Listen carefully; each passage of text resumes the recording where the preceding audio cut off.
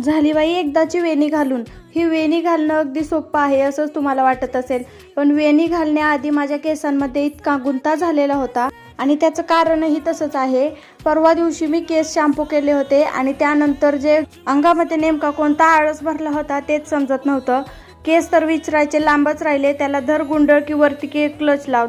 हे असंच माझं 2 दिवसांपासून चाललेलं आणि त्यामुळे केसांमध्ये इतका गुंता झाला होता की सांगायची सोय नाहीये. केसांचा गुंता काढताना अगदी रडायला आलंच. कसेबसे केस विंचरून घेतले, सगळा गुंता काढून घेतला आणि त्यानंतर कोणतीही रिस्क घ्यायची नव्हती. त्यामुळे मी लगेचच केसाला छान तेल लावलं, चंपी केली आणि वेणी घालून घेतली. वेणी तर घालून घेतली, पण माझ्याकडची टिकली संपली होती, त्यामुळे टिकलीच लावायला नव्हती. मग सकाळी सासूबाई गेल्या होत्या दुकानामध्ये, तर त्यांनी येताना माझ्यासाठी टिकल्याची डब्बी आणलेली.